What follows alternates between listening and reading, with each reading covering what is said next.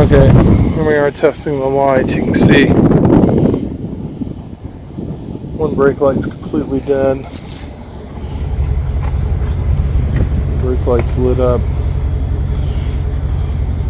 What we're going to have to do here, pull this panel right here, take this light clear out. Okay, our first steps, we've got to remove this trim panel.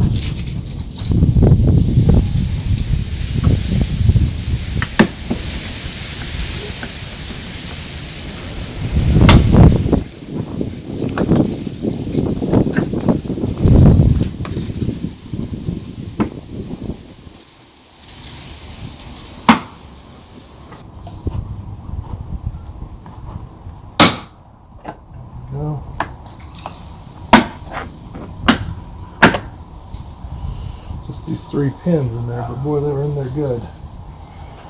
That exposes 2 torque bolts here. We're going to have to take off. That's our next step. Okay, we got the bit now, so we're going to go ahead and take these off.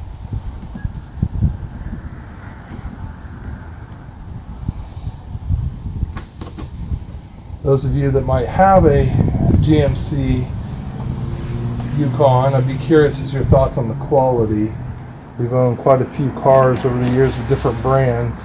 And I will say we have had a tremendous amount of issues with this vehicle. Top of the line, most expensive version they have, and have had very poor support from GM as well. I certainly would not call anything on it professional grade. Steer clear of the paint as best I can. So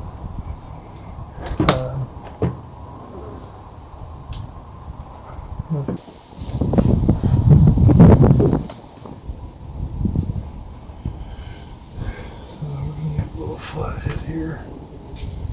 Let's go ahead and pop this one.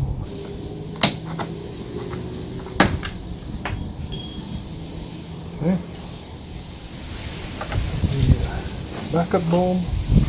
Twist to release backup bulb there.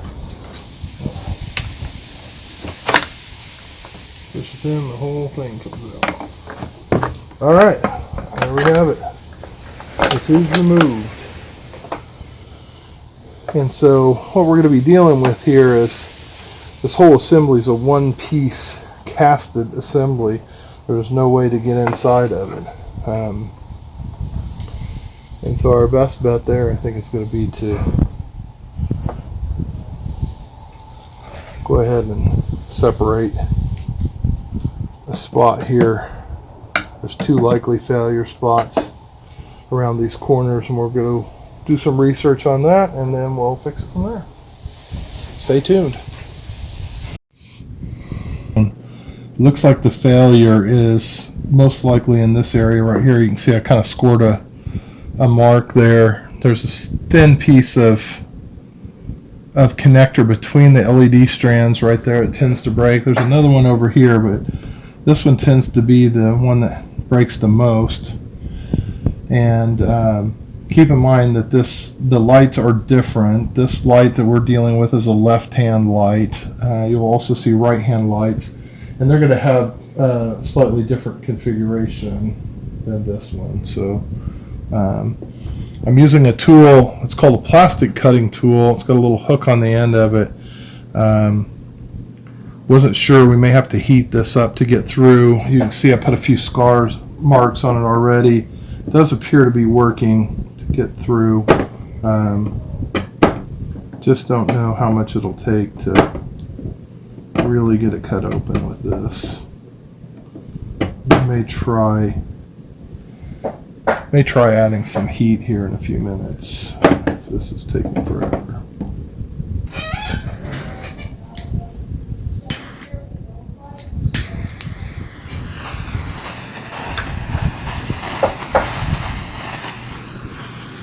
This is a DeWalt blade. I'm going to heat it up.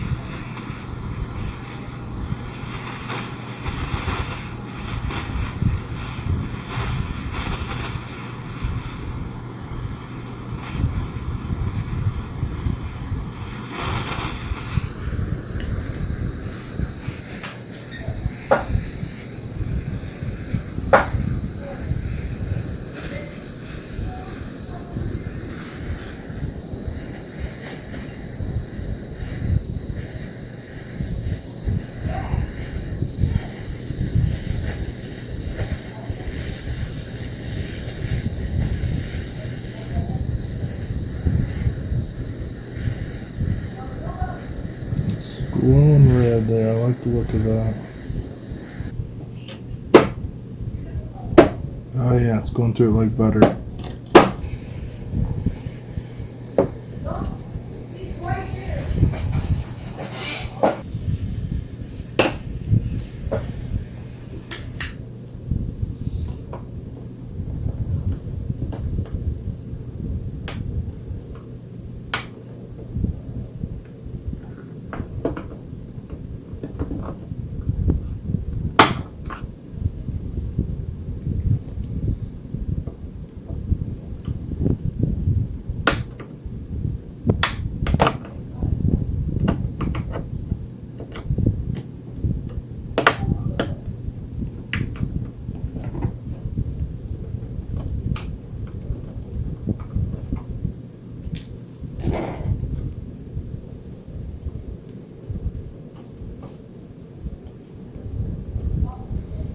Well, that one's not broken, I don't think. But it sure looks like it's going to be broken pretty soon. Alright, so it looks like then our next culprit is most likely right here. So we're going to do the same thing up there.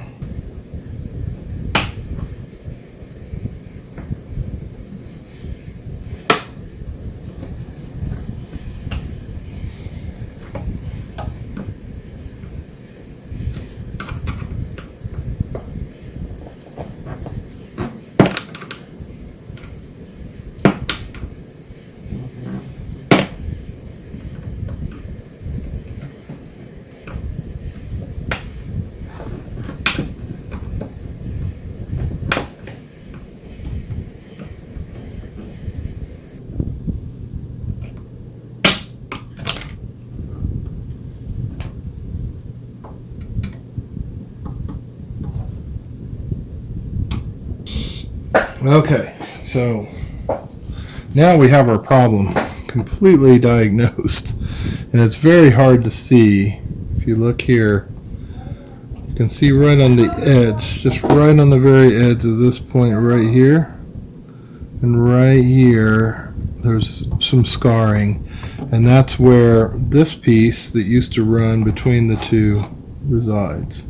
So we're going to have to replace the piece that runs across there.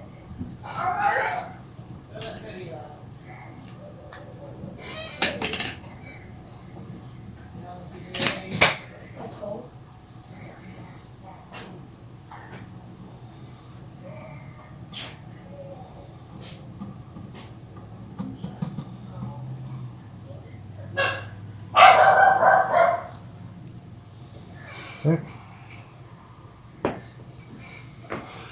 Piece should seal the deal. Here's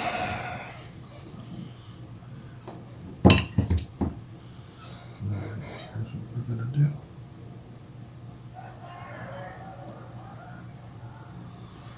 Just like that.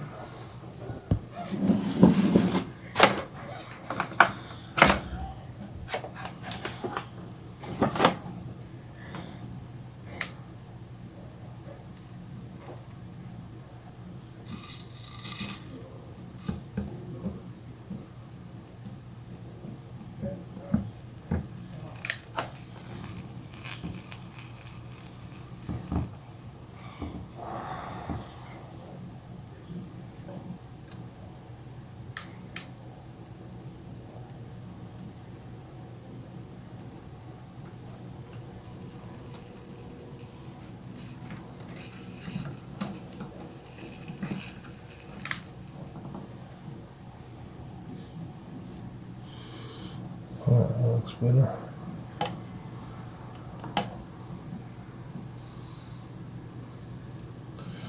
Alright, let's put some better coating of flux on here.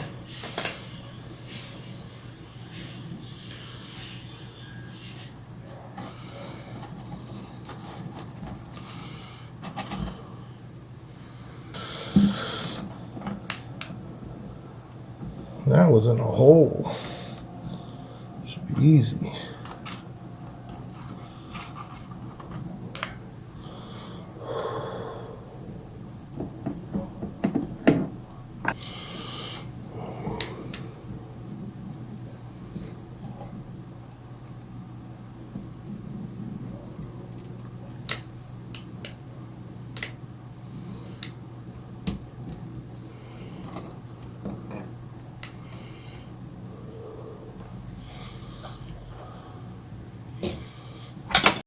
So now we're going to try to make a channel. Now that we put these in there, there's not enough room for the wires to run underneath. So we're going to use the torch and the knife again to make our life easy.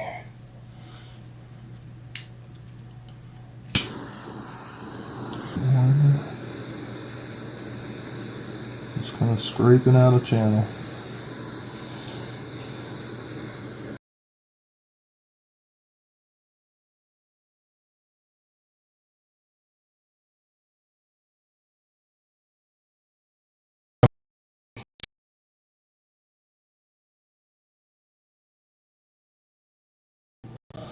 You can kind of see a channel kind of cut out to make it a little thinner, and that's so when we put it in here where the cords are, that we can actually cover that cord and be a little more flush, because ideally this is a car installation that's going to be out in the elements. We've got to get this somewhat sealed up where there's no chance that water can go through, so trying to get these blocks back in their places. And I know I'm not putting this one back in its place. I had to cut it out in a couple of pieces, and it ended up being easier to put back in a different spot. It's more about covering the area where we can seal it up. And I think what I'm going to try to do here is use a hot glue gun to seal the last little pieces of it. Okay, the hot glue gun should be ready. Let's seal this thing up.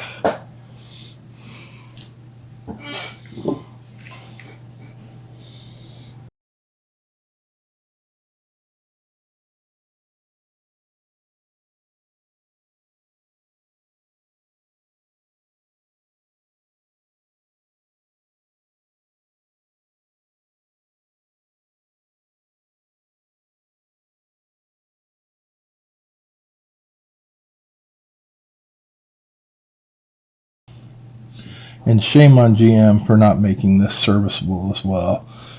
Yet another reason that I laugh every time I see a commercial from them where they say they're professional grade. If they did have a professional grade, it would be kindergarten based on the problems we've had with the car. And it is, I believe, the most expensive car they make, which makes it even that much more upsetting. Alright, I'm going to call victory on this. I've checked out the lights already outside. Hopefully putting these panels back on didn't cause any problems.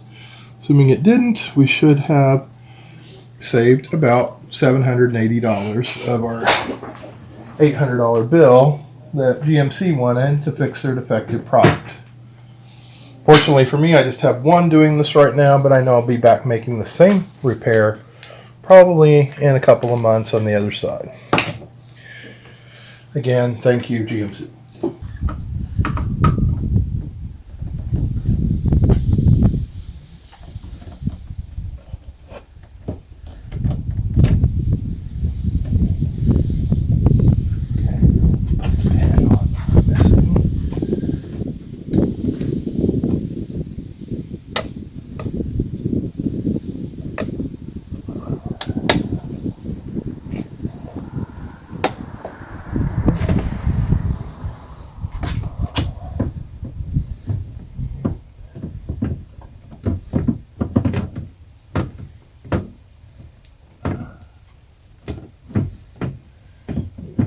Blocking me a little bit. There we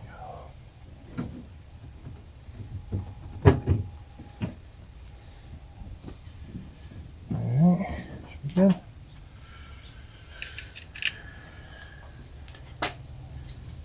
Trunk bolts back in. Torque screws.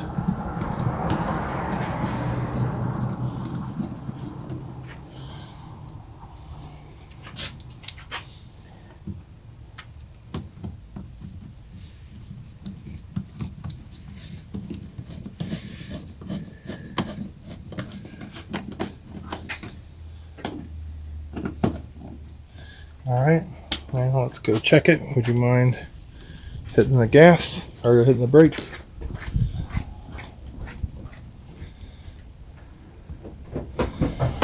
Alright, moment of truth.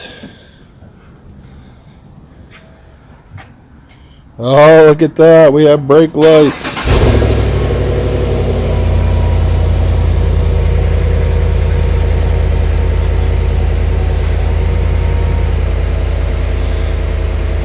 Try the reverse light.